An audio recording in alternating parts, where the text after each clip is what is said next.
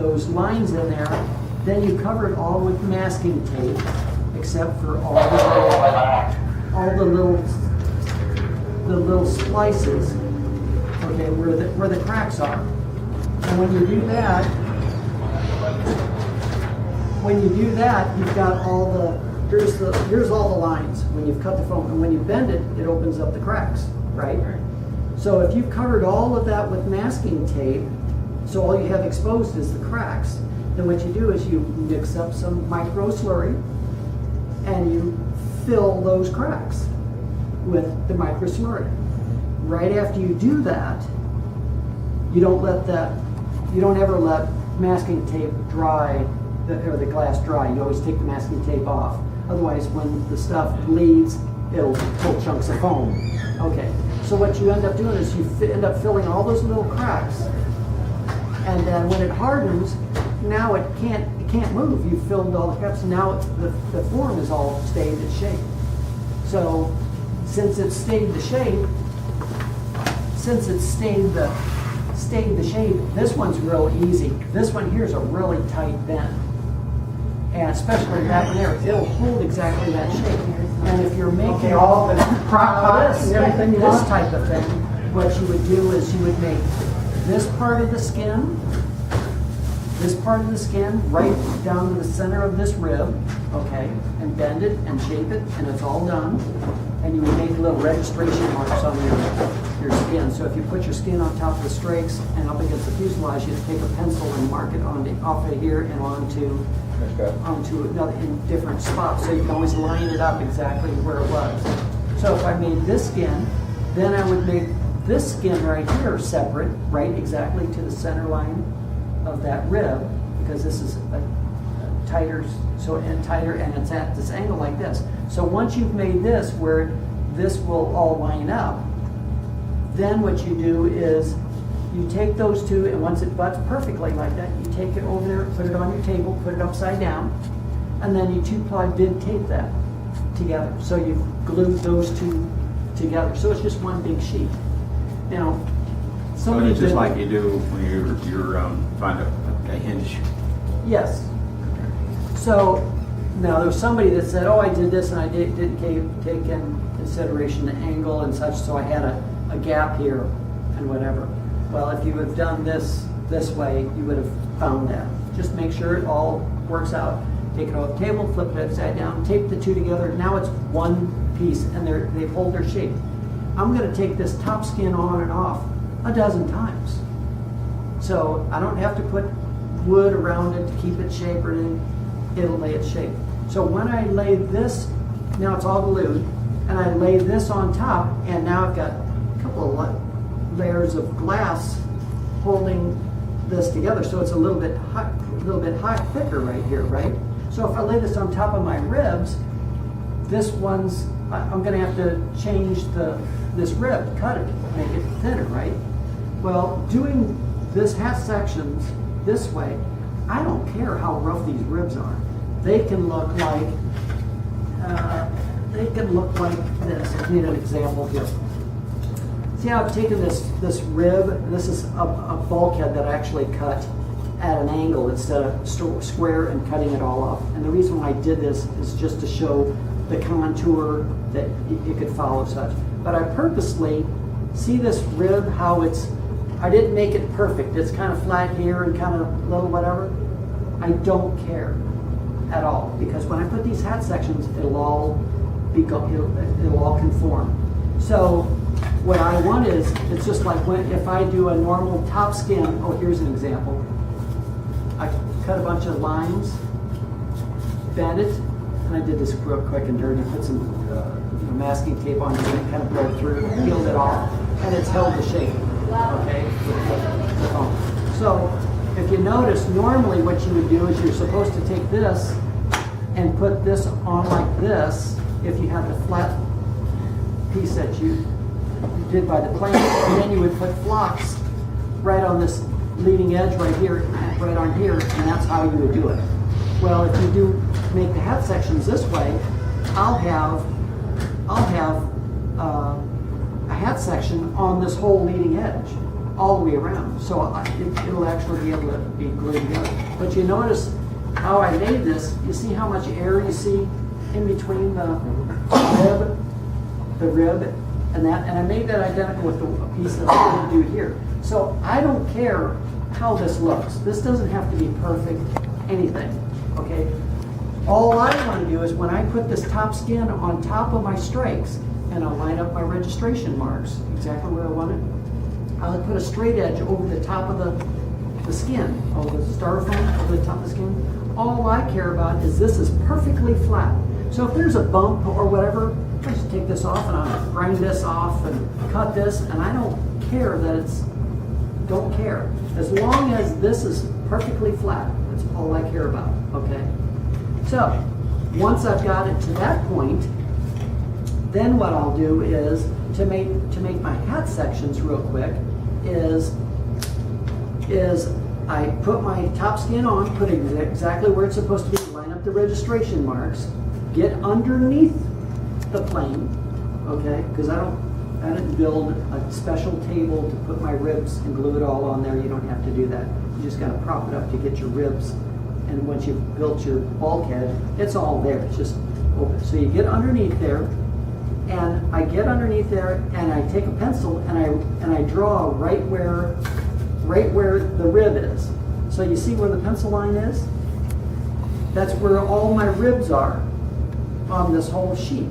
Now what I do is, because I peel plied my skin whenever I did it, it's nice and smooth and all that, so peel ply everything. Then what I do is I take packing tape and I just put packing tape all on this area so that I can put this skin back on top. And now what I do is I get underneath it, and I'm going to tape this whole skin on. So I put it where the registration marks are. I put some weights directly on top of a rib or whatever to make it all flat so it can't move. And now what I do is I took phlox, and I mixed up some phlox, like peanut butter, and you whip it right at the very end, right before you're ready to smear it, because it'll break it up. So when you're taking a popsicle stick, you're not smearing it and then you start seeing little white specks. That's because it hasn't been broken up and thoroughly. So you just whip it right at the last end and break it up. So I take a small popsicle stick, I make all my fillets all the way around, because I'm going to glass this whole top skin on, the leading edge, the whole thing, like as if I'm putting it on there permanently. So once I phlox all the corners, I put 2-ply bid tape, and I tape everything all on there, and when I get done, I'm going to grind out most of that phlox. So that phlox just actually gives me a better, and you could do it with micro, but you don't want that. Just do it with phlox. So now, once I've 2-ply bid taped everything, and then I've peel plied it all, then what I do is when it all gets hard and dry, I go over there on the corner of that thing and rip it right off, which is always the best part. So I can pull the peel ply. Everybody likes to pull the peel ply. So you get in the corner and rip that whole top skin right off, and it goes right like that. So what I'm left with when I rip that off is it looks like this. I'm trying to show you in stages. It looks like this. Here's what it looks like, okay? And here's phlox, right? Here's all the phlox in it, and it ends up looking like that because I boogered this all out, okay? And this would continue around. This is all glass, perfectly flat like this. Then what I do is I go and I take a Sharpie and I measure 1 inch wide and follow that and go all the way around everything. And once I've done that, then I take a pair of scissors and just trim it all the way, make it nice and curved. It goes around here and everywhere else. And once I've done that, then I end up with this. See how it made this perfectly, and this would continue on the leading edge all the way around and all of that. And that's just 2 plies of bid, and it's glass. And then what I did was I oogered out, it's too deep, but oogered out the channel here, which is most of all of that flux is gone, but there's a sharp edge here. So it's all structural, it's glass to glass, so that when I do actually glue my top skin on, it's perfectly flat. So now if I had this, and this is what it looked like before, you see all the air in between the skin here and the rib? It's now, this is this. Look at this. It's perfectly flat.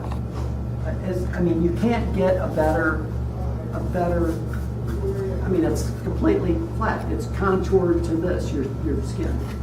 Now what I do is I put my top skin, once I've trimmed all of this, I put my top skin back on it, put the registration marks, and I go underneath, and then I take a pencil or Sharpie, whatever, and then I mark where all the hat sections are.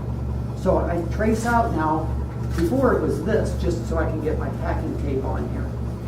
Now what I've got is, it looks like this. So it has the hat sections all around. So I have all those voids in here. So whenever I do glass this skin on top of this strakes, what I do is you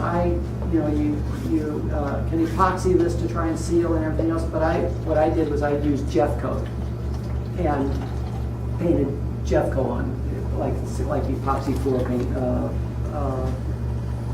Lancers were doing that. Novalac. Huh? Novalac. No, Jeffcoat.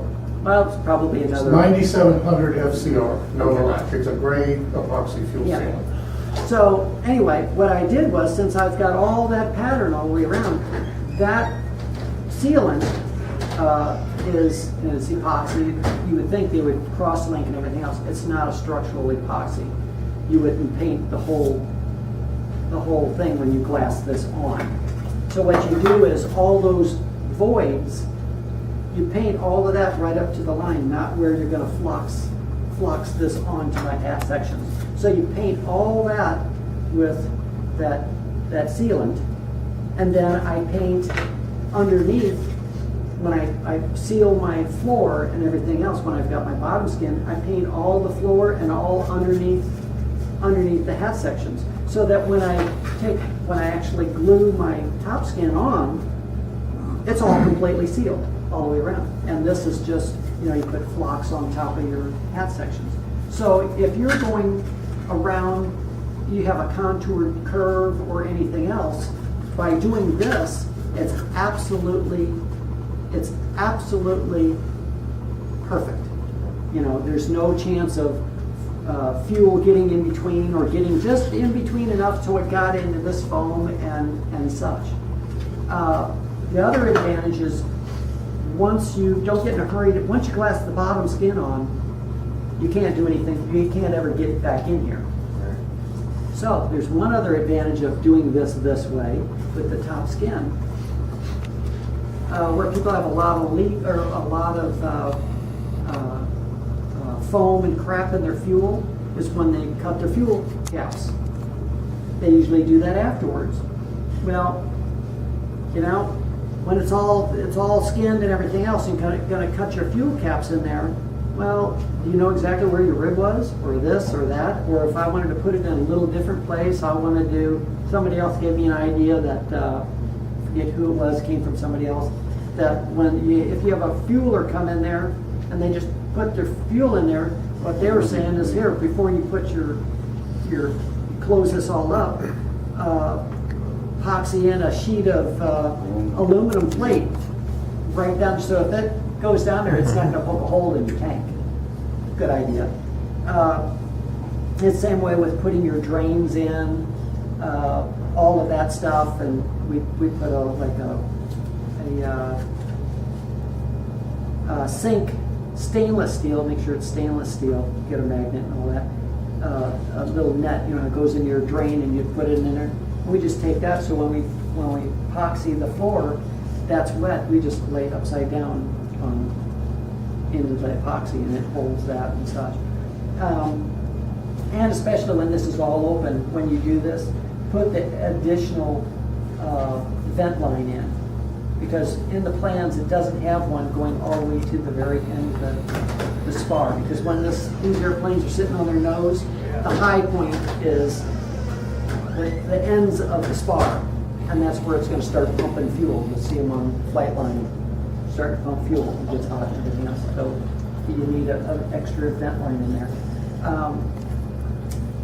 So when you do a fuel cap, so you got your top skin. Well, where people always have a problem with cutting a hole in there when everything's all done, they take a vacuum cleaner thinking, here, I'll put a vacuum cleaner right next to where I'm cutting the hole. Well, that did things opposite. It actually forced air in. They should have done the reverse and did some positive pressure just a little bit while they were cutting this. It would have blown it out rather than trying to suck in all of them. So where people would have problems in stuffing a fuel tank, was it seemed to be about 50 hours after their testing that they looked at they rinsed out their tanks after they cut this, all the little foam crumbs and everything, did everything 5 and 6 times. They changed the filter every time they'd go out in their flight testing, and about the 50-hour mark, they would find that all of a sudden, their engine quit such and such, and they had this foam hole crap in their plugged it up. Well, what they found was you can rinse all you want, those little crumbs will always float until it takes enough time, and it seemed to be about 50 hours around there, that it would absorb enough fuel, and those crumbs would then sink to the bottom, and then get sucked in. If you do put your fuel cap in before you glass your top skin on, then you can actually do the whole procedure what you do, and then you can actually get glass-to-glass application there, where you're cutting a hole and making this glass here pinch and touch the other glass. It can just be 100 times better. So that's an added benefit of doing things this way. But it's real easy to sit underneath the plane and do this whole procedure with this hat section, and it's basically got the same amount of glass. Now, if you put your fuel caps in before you glass the top one, can you still do the pressure test? Well, you could, but what I'm saying is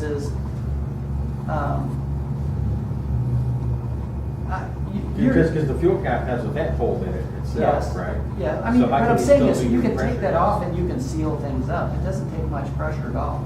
It's not an issue. It's not an issue. I mean, if you had the cap off and you took and it was glassed over the top, you could tape over the top. There's ways of doing it. Okay. But if you do this, your odds of having a leak are very minimal. I mean, very minimal. If you do it the way the plans say, you're almost guaranteed to have a leak. It only takes one little pinhole leak. And if you've got a skin where you're just putting because the skin stops right about there. So it's right at this pinch point right here, and you just have foam and whatever, you fill this with flocks, and then you're just gonna sit this up here? Really? I would say big time. And then when you have those flat sections that you glue, the hat section, if you do the plans, and it's glued on top of here, all it has to do is have a spot where it's not glass to glass anywhere. So it's like when we did our retracts.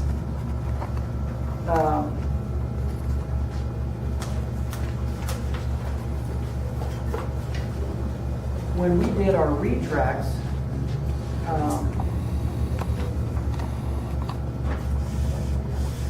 what was I gonna say now? My brain is going. But you can kind of see some pictures that are straight. See how this looks proper, it's not flat. It's not flat. This kind of looks like the space shuttle shot. I mean, the canopy doesn't look this just the way the lights look. It kind of looks like a space shuttle with because this is carbon and whatever. Now we put a little recess, of course, when you're putting when you're glassing the outside, and then you're going to put this leading edge, glass that on. You have a little bit of a recess, more or less those seams so you can fill that. Yeah. But you can see how that looks, which is, it's kind of hard to get definition of where it is. Here's where the joint is. You see how it just continually, it looks proper. Even though when you look at this on the side, it looks more kind of blunt. Right, in the wind, it's exactly the template. It's exactly the same. So no such thing as a pleasing shape. Now, I mean, you can look at some of these, even long easies and different things. People will pinch that area. They'll do all kinds of things, and it's not proper. Yeah. And actually, the flat bulkhead is probably about right here, but by the time you have the leading edge on here, it brings it farther out. What's the dimension of your reference, where that bulkhead It's ends? probably about there. By the time you add the leading edge and figure this all out and continue this line, it makes it look longer. Do you have a measure from this bulkhead to there, or? No, is it no, just- what we do is when I've added that extra piece, when I've added this bulkhead here that Yeah. determines this, is I go from the center of this baggage compartment, rib, F whatever, or whatever, to the front or the back side of your instrument panel. So all I Okay. want to do is I want to be able to drill or get something on the other side to get to Okay, so from this. you butt essentially this rib, This bulkhead. bulkhead with this bulkhead. So you Yes. it's Yes, empty when on you the have other your side. tub all done and you have your bulkhead here and you're gonna bring this up and you're looking at it, I wanna have this bulkhead up to where I can be on the inside Okay, it's not critical. and drill a hole. No, Other than, none of you know, that, you none of just- this is critical. You can do whatever you like. Well, But yeah. my advantage was, I was taking it, my purpose was to do my hydraulic lines and all Yeah. this. But to do this, to have the amount of room and everything else that you want inside here, which also makes, if you're going to do infinity stick grips, like everybody likes the Yeah. military grip, well, you need that extra little space. So when you sanded that little shape in the Yeah. side of the fuselage, Lion. we Lion. were anal. We took a router and got this absolutely perfect and did everything else. And then we got to doing the straight center house. Well, we cut 99% of all of that all out, and it solved another issue. But it's now those stick grips, I don't have any problem clearance. It solves a lot of issues.